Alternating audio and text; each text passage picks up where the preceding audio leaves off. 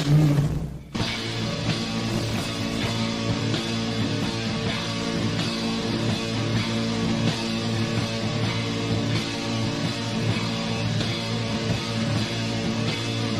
Agent Morris with the NSA. There is something real here. Do you believe that our government is in possession of UAPs? Absolutely, based on interviewing over 40 witnesses over 4 years. And where? I know the exact locations, and those locations were provided to the Inspector General and some of which to the intelligence committees. I actually had the people with the first-hand knowledge provide a protected disclosure to the Inspector General. Biologics came to some of these recoveries. Yeah. Those could represent exquisite new adversary technology.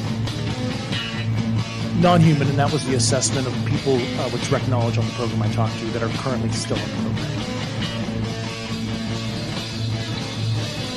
The government is covering up some level of its knowledge and understanding about what some of those things are.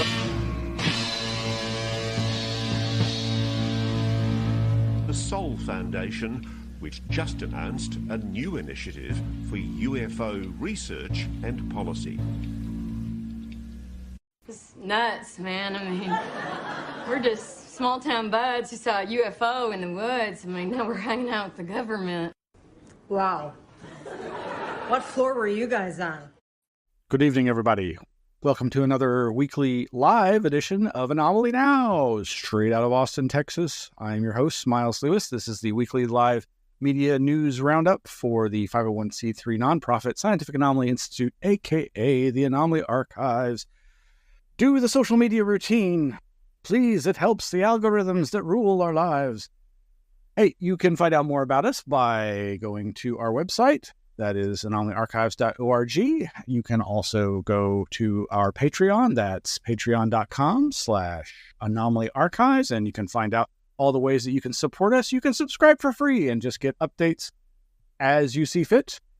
And we are providing a live online lecture presentation from various Fortean paranormal, anomalist, ufological, paranormal, psychological weirdos, seekers every month. If you're subscribed at the $10 a month Patreon tier, that is the Anomaly Academy cadet level or higher.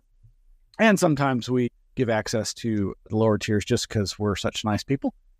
But yeah, that's over at patreon.com/Anomaly Archives. And as you probably already know, you can go to our Flipboard over at board.com/@Anomaly Archives, and you can find thousands of links going back years and years and years to all the news articles that we often cover in this weekly show, or many that we never get the chance to cover because there's just too much news to cover. I was just telling our volunteer Victor that I think this poor little computer is overtaxed tonight because I've got so many tabs open for tonight's show, and let's, with that, jump right in. So I must have mentioned this last week, but maybe not, or the week before that, but back on September 17th, The Hill, that is thehill.com, reported Senate Armed Services Committee to hold UFO hearings. So we've been hearing that there's going to be another hearing, and Kirsten Gillibrand, pictured here at thehill.com, is been saying on and off the record that there is likely going to be another hearing coming up very soon in the months to come. Of course, this would have been fantastic on the heels of the passage of the, the UAPDA, the UAP Disclosure Act, the bill that was introduced not once, not twice, well, twice, and then apparently didn't go forward. So that is the newest news. And I've only seen this reported here at liberationtimes.com. Paradigm-changing UFO transparency legislation fails in Congress for a second consecutive year. And if this reporting is accurate, it appears to be the fault of Senator Rand Paul. So you can figure that one out yourself. But yeah, it says here, the UAPDA's inclusion within the manager's package hinged upon support for the Committee on Homeland Security and Governmental Affairs due to its potential oversight role and involvement in a controlled UAP disclosure campaign should it have been passed. However, sources state that the UAPDA failed to be included within the manager's package due to resistance from that committee's Republican ranking member, Senator Rand Paul. Liberation Times has requested comment from Senator Paul's office.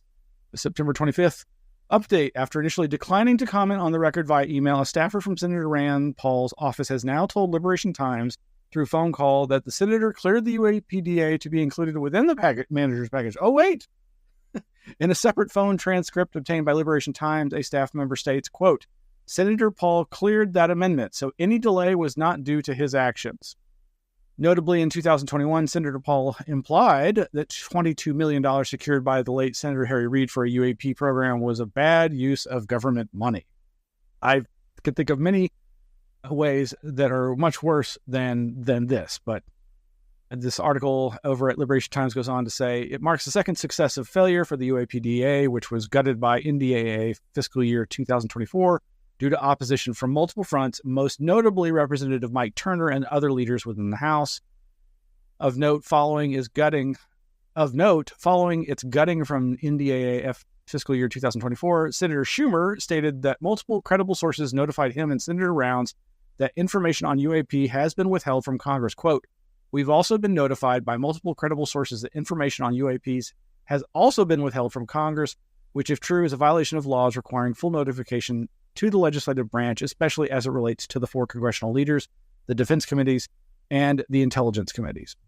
And so we'll, of course, put all the links to this night's show notes, so all the links to the news we covered in tonight's show in the show notes. That usually happens tomorrow, and you'll have to go to anomalyarchives.org or look at the subsequent postings of tonight's show.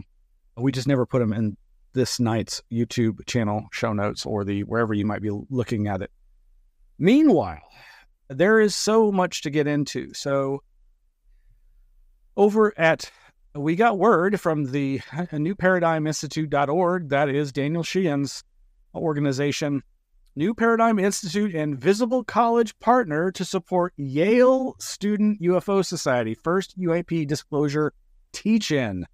Again, this is from newparadigminstitute.org and is basically a press release, which is getting some mainstream distribution. Let's see. I forget exactly where, but let's see. I know it's being covered in everywhere from Sacramento, California, Los Angeles, California, to Augusta, Georgia. In fact, let's see if I can bring that up here. I know I have it somewhere. So besides the press release over at the New Paradigm Institute for the first ever UAP teach-in will be held on Friday, September 27th, 2024 at Yale University.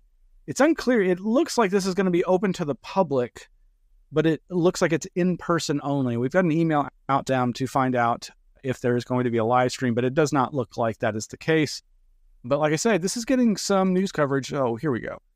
Over at Augusta, Georgia, they have reproduced the press release for this. And oh, look at their cute little skull and bones alien. The Yale Student UFO Society has a cute little gray alien head with skull and bones beneath it. But yeah, so such, again, news outlets as this WJBF.com, which appears to be an ABC affiliate in Augusta, Georgia, as well as KTLA, that would be the Los Angeles, what is that? I'm not sure if that's Fox or what, but they also are reproducing this. And then we've got a third link. I'm sure there's more, but those are the ones that I noticed. Now, just jumping back for a second, if you are unfamiliar with the UAPDA, the UAP Disclosure Act, you can go to uapcaucus.com/UAPDA, and they have a rundown of the basics. If you're wondering about what is the nature of that legislation, as they point out here, the key points: creates a centralized UAP records collection at the National Archives, establishes an independent review board to oversee the disclosure process, mandates the review and potential release of historical UAP records, sets clear criteria for the postponement of disclosure when necessary. So some of the contention in the UAPDA has been the eminent domain, the forced handover of alleged UAP, UFO materials, property of whoever they might be in the hands of, these supposed Black Project secret programs, SAPs, special access programs, what are often referred to as the legacy programs, or other independent researchers who have these materials. They might be called upon to hand it over to the government. So that has a few people up in arms. But so yes, we mentioned this newparadigminstitute.org announcement about this partnering with them and the Yale Student UFO Society, and that this really caught my attention. The Visible College, of course. The Visible College is a phrase that has become more and more popularized, largely through, I'd say, the efforts of religious studies professor Diana Pasulka, post her book in, 2019, when her first book, American Cosmic, came out. And she, of course, began interacting years before with the likes of Jacques Vallée, who Jacques Vallée and J. Allen Hynek had described their network of academic researchers interested in the UFO phenomena as the Invisible College, as a reference to the classic old, hundreds of years past, secret scientist organization that was trying to enlighten scientific research in secret, because, of course, the world was then ruled by churches that found it all rather heretical. And at some point, as I pointed out to Diana in an email, J. Allen Hynek had said, what we need is a visible college. We need to take our invisible college and make it visible. But of course, until there's more mainstream acceptance of this, that can't happen. Well, we have been watching since 2017 that happening, for good or ill, you decide. But you can go to thevisiblecollege.org and learn more about this organization, whose mission is, our goal is to produce, collaborate on, curate, and share high-quality research and educational materials that enable other researchers, policymakers, and the public to better understand this complex topic. We do not advocate for any particular conclusions, nor do we make any claims to exclusive knowledge or authority. Our group is bound only by our common commitment to open-minded, rigorous inquiry, and by our belief that the best way to make progress is to work together in the open. Now, one of the things that caught my attention here is, let's see, where is it? Now I'm not seeing it. Okay, well, somewhere on their website, they mentioned that they are not affiliated with any other organization that might have existed with the same name, the Visible College, previous to September 2024. So this is apparently a brand new launched organization. Obviously, there's been some time and energy put behind it, but I found that note interesting because, of course, I have owned a Visible College domain name for decades, since I think like 1999 or 2000. Not that they were necessarily referencing us and our efforts, but anyway. But there's also this other organization, the YSUS, the Yale Student UFO Society, and they are over at yaleconnect.yale.edu/YSUS/home.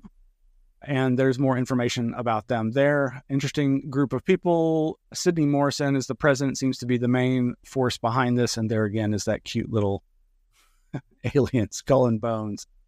But yeah, check all that out. It'd be interesting to see. Hopefully, I'm assuming nowadays that it's standard practice that folks are gonna record this presentation, hopefully, and make that video available online. If they're not streaming it live, that it'll be put online eventually, but we'll keep you posted on that. And of course, we'll flip it over to the Flipboard and publicize that, because very interested to see what comes of such efforts. All right, moving right along, going to jump over to, so what else is going on in the UFO UAP world? Again, the New Paradigm Institute is going to be doing a global disclosure day, because, of course, in the original, I don't know if it's legislation or what have you, but the United States government's various alphabet agencies, all the organizations have been tasked with providing to Congress all their available information from their departments, their agencies on UFOs. And the due date, I believe, was October 19th or 20th. And so New Paradigm Institute is declaring October 20th as Global Disclosure Day, and you can sign up to be notified there.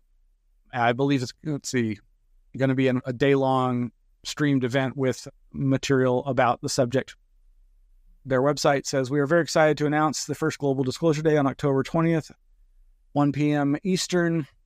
On this day, our citizens for disclosure groups in 43 states and around the world will convene watch parties for a 2-hour live stream event.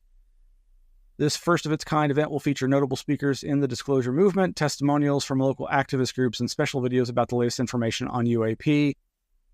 Yada, yada. We are witnessing a major sea change in the history of the UFO UAP campaign." Absolutely. Again, for better or worse, folks. But there's some other interesting events going on. This one isn't exactly UFO related, but I want to bring your attention to this. The EdgarCasey.org website is promoting their upcoming event, Ancient Mysteries, Uncover Earth Secrets, Discover the Fascinating Realms of Ancient Knowledge, featuring world-renowned ancient mystery experts, including, I believe, yes, there we go, David Hatcher Childress, often described as the real-world Indiana Jones, Jim Vieira, John Van Auken, Hugh Newman, Manu Sefzada, Mark Antony, Christy George, Allison Ray, others, Laura Hoff. And you can find out more about this over at edgarcasey.org. And of course, we'll put it in the show notes. But jumping back to some more UFO news, because there is just a lot of UFO news in tonight's lineup. Interesting long article here at the LA Review of Books. That's lareviewofbooks.org. From just a couple of days ago. Michael Sokolow has this article, Johnny Mack and the Unbelievable UFO Truth. Now, this article, it's pretty harsh on the subject of alien abductions, and it reflects, it accurately reflects the kind of derision that experiencers, abductees, UFO encountrants, close encounter witnesses have faced. And of course, John Mack, the Harvard psychiatrist, faced this ridicule factor head on and tried to lend his cachet, his notoriety, his respectability to the subject. But this article reminds us that it is 20 years to the day on September 27th when John Mack was taken from the world due to his looking the wrong way on the road as he began to cross it in London one night, when he was then struck by a drunk driver. He was 74 years old at the time, and he was there to accept an honor related to his Pulitzer Prize winning biography from 1977, the book A Prince of Our Disorder, The Life of T.E. Lawrence. Now, this article does not really, I don't think it ever mentions the fact that there's been this recent biography by Ralph Blumenthal, one of the authors who brought forth the OSAP ATIP Pentagon UFO program in the 2017 articles, along with Leslie Kane and Helene Cooper at the New York Times. And as I say, this article is pretty much just recapping, for those who aren't familiar, that controversial time as John Mack took so much flack from his peers and the media and everybody, just laying so much ridicule and laughter upon his feelings of the importance of the UFO witnesses, the abduction experiencers. But there is, and then they mentioned the fact that The Memory Wars, a title of a book at the time, how hypnosis rightly became the target of people's derision in terms of this is not necessarily the best tool, if it's really a bad tool, perhaps, to use to uncover quote unquote truth and reality. But there's at least this one paragraph I wanted to read here if I can find it again. There we go. Nope. Yeah, here we go. The tragic car accident in London 20 years ago erased popular memory of the public and institutional controversies spawned by Mac's quirky research. First of all, I totally disagree with that, but that I'm somebody who's obsessed with and focused on the subject. So, yet Mac's story lends relevant context to several of today's challenges in describing and communicating reality. In 2024, with discussion flourishing everywhere about misinformation, disinformation, and whether shared communicative realities can even exist, revisiting Mac's work offers timely lessons concerning the boundaries of inquiry. His quest to explore and tentatively confirm the veracity of stories so outlandish as to be almost laughable seemed almost humorous decades ago. That he appeared on the Oprah Winfrey Show to discuss alien abduction only served to further distance his research from serious academic inquiry. Well, you know what? People watch these shows, whether you think highly of that kind of a show like Oprah Winfrey's and all the proliferation of those kinds of talk shows. They were popular. People are interested in these stories of people.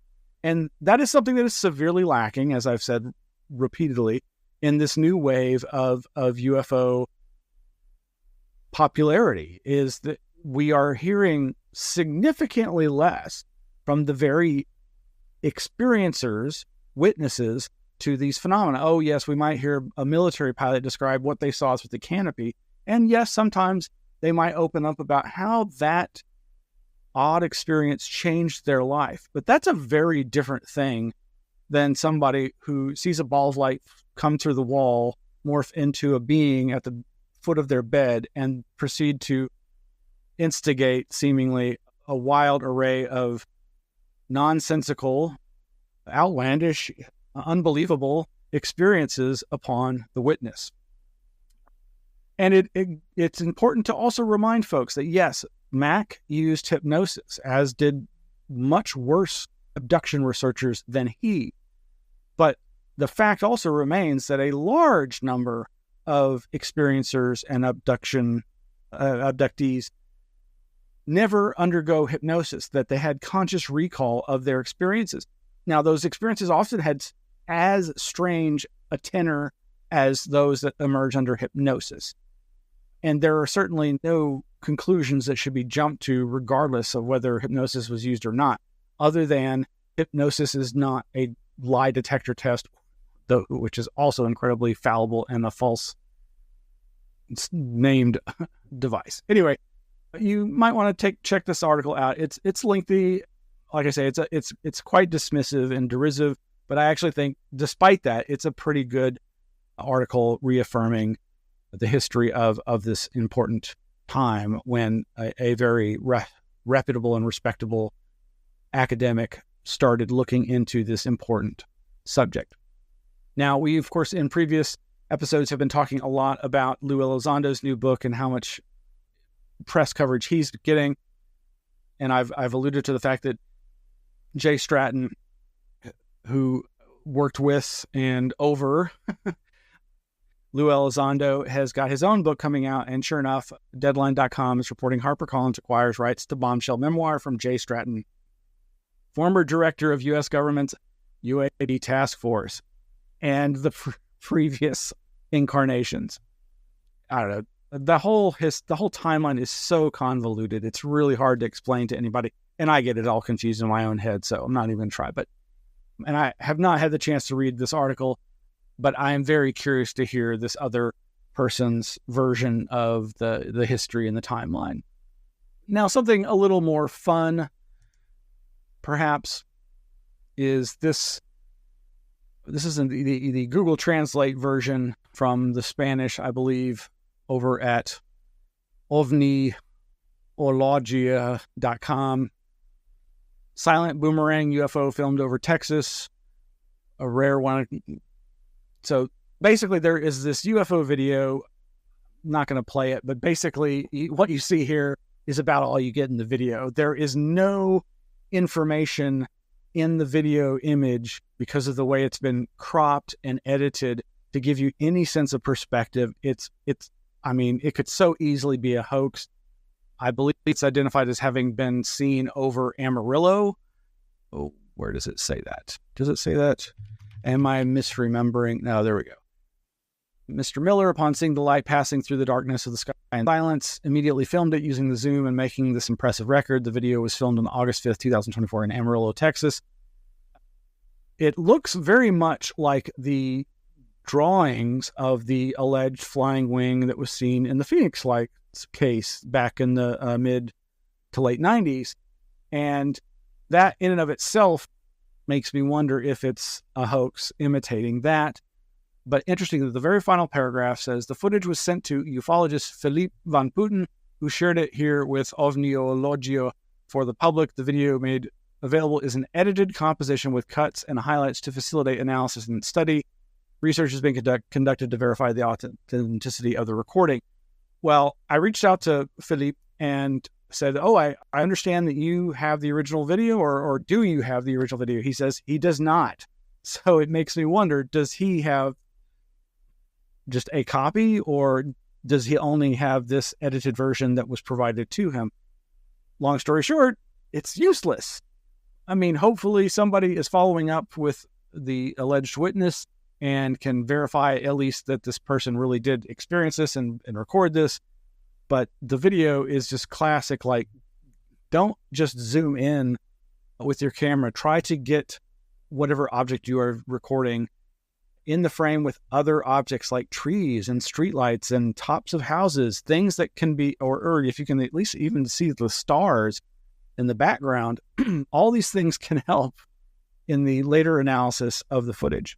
Now, not promoting this, but I was made aware of this post over at medium.com by somebody going by @EscapeVelocity1. I think this is like a 6-part rambling quotathon, but there is some interesting information in here, but it's largely actually more of a parapolitical conspiracy diatribe than a UFO explication. But if you've got the time and you're inclined to wade through that kind of thing, you might give it a try. I believe all but maybe one of the parts, the 6-part articles, are all available for free. Part 1 is George H.W. Bush and UFO UAP secrecy. The UFO crash retrieval story is the biggest corruption case in modern history and involves the Nazi-funded Bush family and others in their orbit who created the CIA to hide the UFO UAP program and make themselves global leaders via the oil business while hiding free energy and keeping us in forever wars. The views expressed on this program do not necessarily reflect those of myself or the nonprofit that I represent. On the other hand, I personally, there's a lot here that I'm like, yes, or I've been led in my belief system over the last 20, 30 plus years as a conspiracy researcher, parapolitical researcher, somebody who's investigated the horrific history of the alphabet agencies, the military industrial complex, the Bush regime, and their connections to the Nazis and the importation of Nazis after the World War II. There's some very interesting bits of information here. And if you aren't familiar with any of that, this could be a very good education. But as I say, it's a bit excessive in its quoting of various sources. But it's trying to assemble a lot of the data points that have been coming out through sources such as Daniel Sheehan and Lou Elizondo and others. And it also re-amplifies an idea that has been around for a while, but has apparently caught the zeitgeist in the last couple of weeks, which is this idea that Dick Cheney is at the head of the UFO octopus. Dick Cheney is the one who is still alive and active, who has had the deepest connections to the UFO espionage underworld. Make of that what you will. And like I say, if you're interested, you can dive into this, but it's not pretty, folks, the history of these kinds of things in America. Now let's see so I'm going to be jumping around a bit here and see if I can get rid of some of these tabs to help my computer along. So over at discovermagazine.com is this article Is ball lightning real? The science behind nature's strangest light show. Now, this is one of those things. It's crazy to me that people still wonder if ball lightning exists. Is it a real thing? And that's because it's like UFOs. We seemingly haven't been able to get it in the lab, reproduce it on demand, get good footage of it. Seems like every year or so we get some footage that goes viral that purports to be ball lightning. There was the last one I remember seeing was some train track footage that seemed to show a ball of light attributed as ball lightning rolling across the tracks, maybe into the woods or something, which doesn't exactly sound like typical ball lightning behavior. But this article goes into just the strange fact that it is not necessarily acknowledged as a real thing. But if it is, the different theories that have been ascribed to explain how it works. Now, I've probably told these stories a couple of times over the years, but I've had 2 near brushes with ball lightning, or what was most likely ball lightning. Balls of light were seen nearby where I was on 2 different occasions, and unfortunately I missed it both times. When I was in elementary school here in Austin, there is a place just outside of town called Pioneer Farms. It is a recreation of an old farm, an old village, to give people the sense of life. It's kind of like a Ren Fair kind of environment, only it's not that far back. But just like what was life like on the prairie kind of a thing, with haylofts and log cabins and that sort of thing, candle making activities, that sort of thing for the family, very family friendly fun. And our elementary school class, boys and girls, were taken out for an overnight excursion to Pioneer Farms.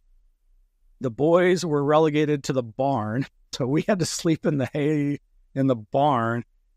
Just massive, at least to my small stature at the time, huge, tall, open air barn. And the young ladies, the girls, got to stay in the 2-story log cabin, or rather the log cabin with a loft as the second floor. And the story goes, so that night there was a massive Texas thunderstorm, lightning, just a barn raiser, or just crazy storm. And the next day we were told or heard, and I've since confirmed this with some of the girls I'm still friends with from elementary school, that yes, indeed, a ball of light entered the loft where the girls were. And everybody seemed to just agree this was ball lightning. I mean, there's a thunderstorm, but ball lightning doesn't always coincide with thunderstorms, though typically there's at least some kind of thunderstorm activity in the distance. So there was that instance where I'm I don't know, 100 yards or less away from where this occurred, but didn't know about it till the next day. Then years later, as a young adult, post high school, I'm visiting some friends just outside of Austin near one of the lakes. And we'd gone down away from the house to this depression, this kind of bowl-like depression in the ground that was on the path leading to, I believe, the river, the lake. Didn't really go past that is my memory of it. And then I left. So I actually wasn't really close by when this happened. But shortly after I left the party, some friends were down in that same area and saw a ball of light moving against the wind. And there had been, again, like the threat of thunderstorms, because I remember they had a trampoline next to the house, and I remember jumping on the trampoline and being worried that maybe I shouldn't be jumping up to the air when there's lightning about to occur in the area. It just seemed like a dangerous activity. Plus, the metal springs and of the metal frame of the trampoline just seemed dangerous to me. But yeah, ball lightning was seen within an hour or so of my leaving that area. So sadly, I've still not seen balls of light like that. So we'll put the link to that. Is ball lightning real? The science behind nature's strangest light show. That links to discovermagazine.com. On a similar note, we have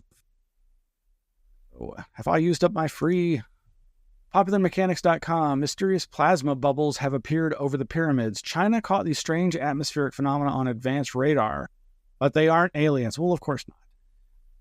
Now, this article talks about a type of radar, long-range ionospheric radar, LARID, that the Chinese have for powerful low-latitude, long-range sensing located on the Hainan, Hainan island, and that it has detected plasma bubbles above the Midway Islands and the pyramids of ancient Egypt. Now, this isn't what I thought it was going to be, but the article says on August 27th, the Institute of Geology and Geophysics, a part of the Chinese Academy of Sciences, announced that LARID, L-A-R-I-D, detected these plasma bubbles during a solar storm back in early November of 2023.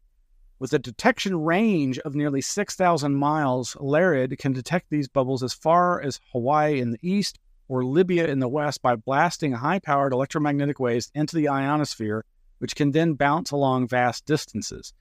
Now, it describes that we have different technique for tracking these anomalies.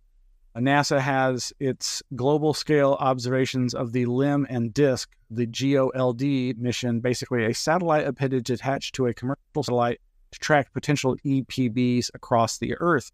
While GOLD often detected bubbles during periods of intense disturbance, such as solar storms and volcanic eruptions, the mission detected bubbles during relatively quiet atmospheric moments as well, and showcased that there's more to learn about these mysterious bubbles. Now, they go on to say basically that the Chinese are also saying, oh, by the way, this can help us detect military aircraft. According to reports from official Chinese media, over-the-horizon military radars using similar technologies have been widely deployed by the Chinese military and have detected targets, including F-22 stealth fighter jets. Which makes me wonder about this other article over at futurism.com, their section called The Byte, BYTE. Chinese researchers say they can detect stealth aircraft using Starlink satellites. Not going to go too much into this other than to say it's kind of like what the other thing was referring to, and this just gets into the kind of advanced sensing technology that is available to our governments and their militaries, paid for with our tax dollars, the ones that are ours, which could be brought to bear on trying to detect such things as UFOs, UAP. Let's see. And I'm going to just keep jumping here quickly to these other articles over at SmithsonianMag.com. Rare jaw fossils discovered in Texas shed light on a 20-foot-long mosasaur unearthed last year. The remains could reveal new information on the extinct sea reptile, which crushed mollusks and shelled creatures with its large, round teeth. There's a nice artist rendering there, and with some actual photographs of the jaw bones, which have these knobby, as they say, nubby, rounded teeth still attached. Love this kind of stuff being found here in Texas. And the article says, mosasaurs went extinct at the same time as the dinosaurs, similarly killed off by the ecological effects of a large asteroid colliding with Earth around 66 million years ago. And also here in Texas, we have this from, what is this website? PEN P-E-N News. Chupacabra caught on camera? Alien presence in Texas leaves experts stumped. Yeah, game camera footage, we all know, can be very deceiving, but you often get some very strange things on these camera images. This article says a mysterious creature has been branded a chupacabra and a skinwalker after its photo was captured by a trail cam. Michael Dumas Dimmel knew something was off when he checked his trail cam near Dubina, a rural community in the U.S. state of Texas. He said, I have 3 different cameras at the 3 different hunting areas. They catch coyote, deer, bobcats, rabbits, raccoons, and foxes. I look at approximately 100 plus pics a day from the 3 cameras, but that was the only photo that it showed up on. My first reaction was something doesn't look right, so I stopped on the picture to zoom in. You know, it does look weird, but I mean, again, these are game cameras. They're not usually high resolution. Of course, they're night vision, so that's also detracting from it. Yeah, just looks like it could just be just about anything, really.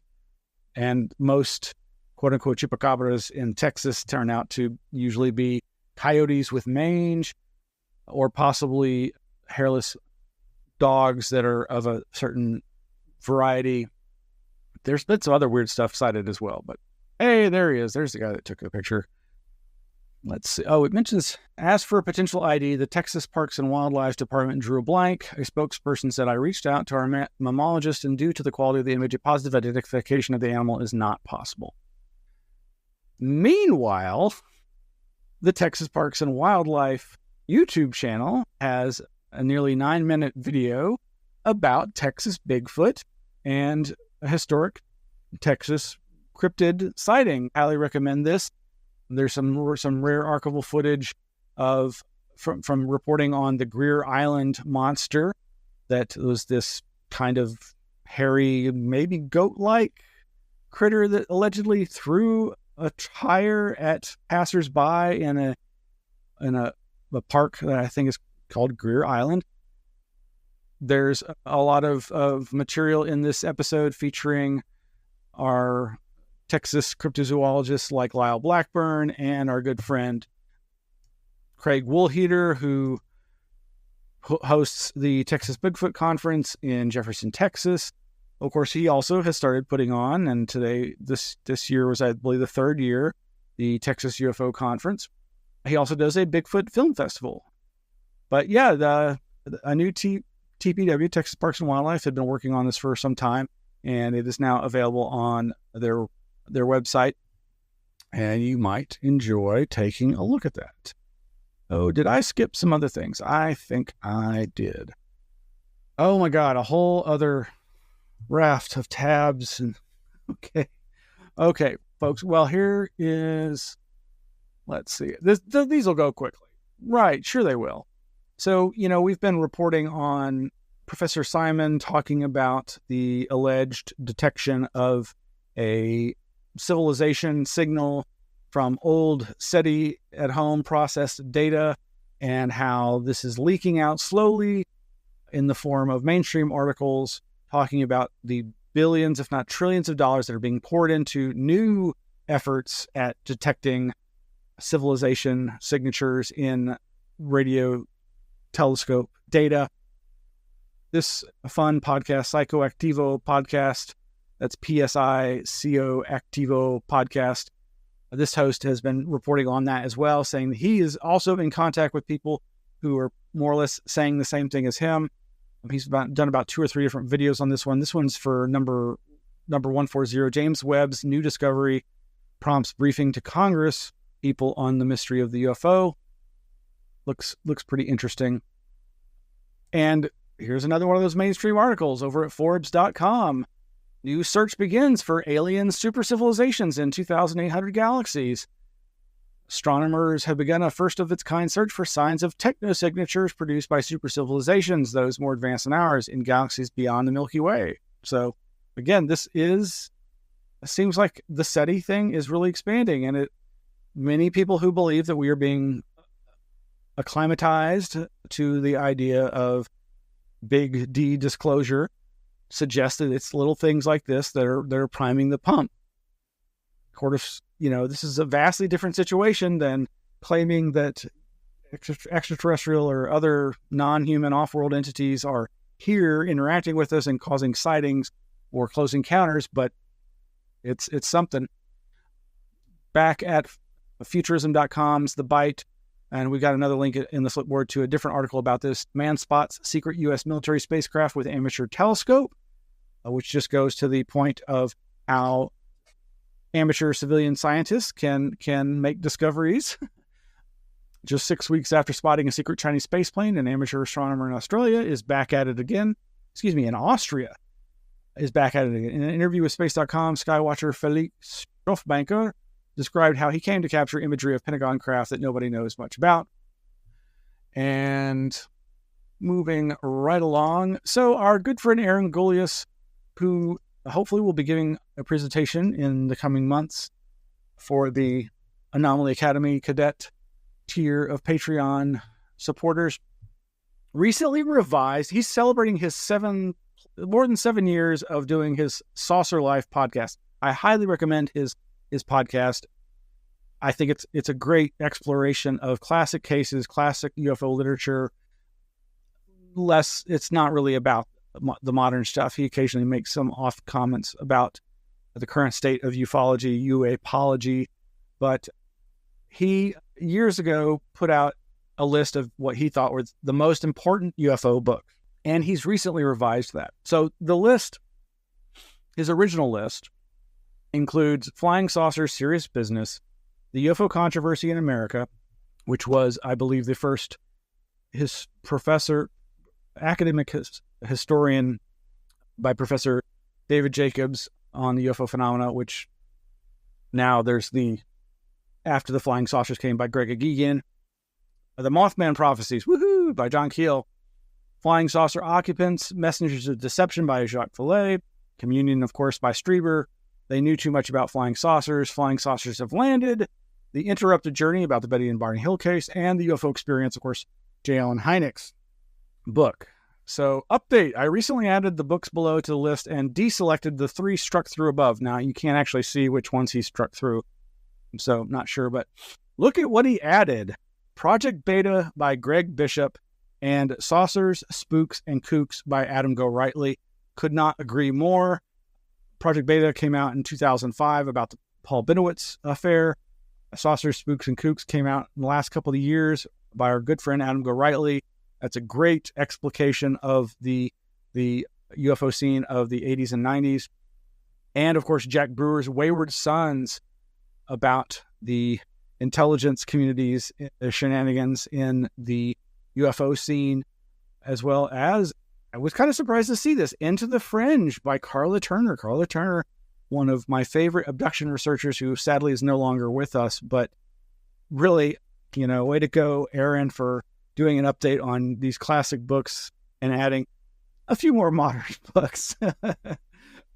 I guess really it's only Wayward Sons by Jack Brewer and Saucers, Spooks, and Kooks by Adam Gorightly that are recent books, but they certainly aren't necessarily about the current wave of interest in UAP, which is fine by me. All right. And you can find this over at saucerlife.com. Meanwhile, I only just found Greg Bishop's presentation to the National Museum of Language from several months ago. A presentation on alien writing. Of course, this is a subject that he's been fascinated on since finding out about the amazing Mario Pasaglini, who was an experiencer, possibly an abductee, or possibly a contactee. It's hard to say because Pasaglini really didn't talk about his own experiences, at least not very much publicly. I'm still making my way through this nearly 2-hour lecture by Greg to this National Museum of Language, which apparently was founded by somebody from the NSA. Now, so it's really also very interesting. I suspect that this is perhaps one of the most esoteric presentations this museum organization has ever hosted, but that's just a guess. But love to see my friend Greg talk about subjects that he is so excited and interested in, and you can go check that out for free over at the NML Podium YouTube channel. Again, we'll have the links in the show notes, which will be posted in about a day or so. So check that out. Meanwhile, speaking of Jack Brewer and his cohort, Erica Lukes, they, of course, are hard at work over at their nonprofit, expandingfrontiersresearch.org. And they've put out this very brief 7-minute video and a nice article about this 1950s psychological warfare, intel collection, UFOs, and fascism. Very interesting. So based on documentation that they've obtained through the Freedom of Information Act, they are just pointing out the information that they've found related to the founders of NICAP, the National Investigations Committee on Aerial Phenomena, one of the original big civilian UFO research organizations, which surprisingly had a lot of psychological warfare people involved in it.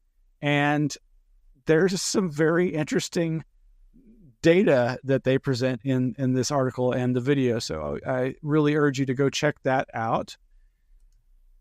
Sticking with the material being unearthed by archives around the world, we have the CBC News Saskatchewan YouTube channel has released this archival video, Unexplained Phenomena in Small Town Saskatchewan 50 years ago. Were there UFOs seen in Langenberg? And I believe this and the other video I'm about to point you to have everything from UFO sightings to crop circles to cattle mutilations. So there's not just this one, which was, I believe, this was released 6 days ago. And then there's this other one, originally broadcast November 4th, 1996, from the archives. Was there extraterrestrial activity in Sask? Now, this one, I think, is a lot shorter, and one of these features like a kind of a podcast beginning and ending, I think. But man, I'm so glad that there are archives putting out this kind of material. Way to go, folks. And again, sticking with this and relevant to everything having to do with UFOs, UAP, the U.S. National Archives YouTube channel has put out Eisenhower's Military-Industrial Complex, Speech, Origins, and Significance. This has been online for about 13 years, but I had not seen this. It's about 3 minutes long and goes into how important this speech has become, how important it was at the time, how it was developed, the speechwriter confirming that as much as he did work on it, that it was really the inspiration of President Eisenhower as he left office. And it is such an important speech. And if you've never heard it, you absolutely owe it to yourself to take a listen. And again, continuing the archiving of classic UFO-related material. This one's from UFO B, your UAP library, 1966. Gerald Ford urges for congressional inquiry into UFOs. Of course, Gerald Ford has his own unique part to play in the UFO history and its legacy. He did, of course, try to get to the bottom of this subject and tried to get congressional hearings. And this is some archival audio. It's only about a minute and 15 seconds or so. A bit longer and very much worth the time is, of course, the Jesse Michaels recent video, Aerospace's Secret Search for Anti-Gravity, where he has a great interview with Nick Cook. Of course, Nick Cook wrote the fantastic and very, very important book, The Hunt for Zero Point. And this is the illustration here of a hovering cigar-shaped object with a pilot coming out and a person who looks like a landing crew or a UFO witness greeting them.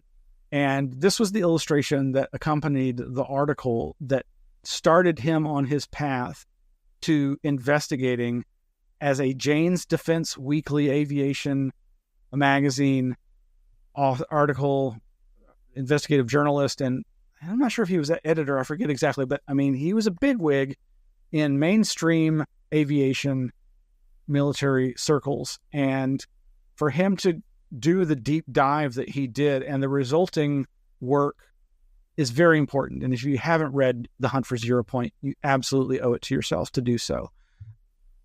He, like people like Leslie Kean and many others, I suppose, and Robert Bigelow, billionaire Bigelow, has also transitioned to having also another interest area besides UFOs and all the many things that might be entree to, has gotten also interested in the afterlife and communicating with the dead. So interesting parallels between Nick Cook, Leslie Kean, and Robert Bigelow there. Let's see, where am I at here? I'm almost done. Almost. So many of you might be familiar with Next Door. Oh no, go back. Wait, did it just, oh, there it goes. Hold on, folks. So in my neighborhood or a couple miles away from me is a local, coffee shop. And it's a hemp marijuana oriented coffee shop called Radix, Radix coffee. And I was recently made aware that they have this giant, like, I don't know, is that like 8, 9, 12 feet tall animatronic alien, and that is being used to promote their coffee location. And here is a little snippet of a video of it moving around with its, it's got some cheesy like theremin or kind of sound effects or something, but just kind of fun and cute. Let's see. Moving right along. Getting close to the end here, I swear to God. Over at artnet.com in their news section, bikers and off-roaders are endangering ancient Chilean geoglyphs. This is sad, and this involves, here again, the Atacama Desert. There are more than 5,000 geoglyphs there in that desert. Bikers and off-roaders are endangering ancient Chilean geoglyphs. I certainly don't begrudge people having their fun with off-road, all-terrain vehicles, as noisy as it can often be and as damaging to the environment as they may be. It's horrific to me that they would be destroying these ancient lines. These geometric, zoomorphic, and anthropomorphic figures may be less celebrated than their Peruvian counterparts, the Nazca lines, but they remain protected Chilean monuments, ones facing a serious threat from human activity, according to the region's cultural activists. At Alto Barranco in the Tarapacá region, an area in the far north of Chile, the most persistent damage comes from motorcycles and 4x4 vehicles whose tire tracks are erasing the geoglyphs. This is just so anger-inducing. Spread over an area of roughly 100 square miles, the more than 5,000 Atacama Desert geoglyphs were made by pre-Hispanic peoples between 1000 CE and 1540 CE. Often created on the side of hills, they were made by removing the top layer of rock to remove a lighter underlying soil. It is thought they served as a guide to passing travelers. And in a similar vein, the debrief.org ran this a couple of days ago. Look, over 300 new Nazca lines. Oops, wait, did I not click it? Here we go. Over 300 new Nazca lines, geoglyphs, have been revealed by AI. So they're using, this is a great use of artificial intelligence to help detect information that human eyes may not be as easily able to see. Though I bet if you were on psychedelics, you might see it. So this one's reported by Christopher Plain. Some interesting new designs I'd never seen before, including one that they describe as an orca with a knife. And then this one, human and animal geoglyph. I like that one. It kind of looks like a goofy dancing human or alien with kind of a big head alien and some almost giant monkey looking thing. Now there's this bird one, and oh yes, another animal one. Looks very much like something from an anime piece. Yes, here we go. The orca with a knife. Oh, I love it. That's great. And then another one, orca with a headdress. Well, that's over at thedebrief.org. And on a similar note, there's this article over at deadbutdreaming.wordpress.com, the In-Topic Model, Bridging Ancient Art and Consciousness. And this basically has to do with rock art. Oh, here we go. Click on the link there. There you go. And this one's over at, deadbutdreaming.wordpress.com. And it's just talking about the interior origins of the kinds of shapes and lines that people see, and that is believed to have informed this kind of Paleolithic rock art. You might find that interesting. Well, I think that's going to do it for tonight, folks. Thank you so much for joining us. Again, you can tune in. Let's see. Oh, getting all kinds of weird messages over here. All right. Thank you. And good night.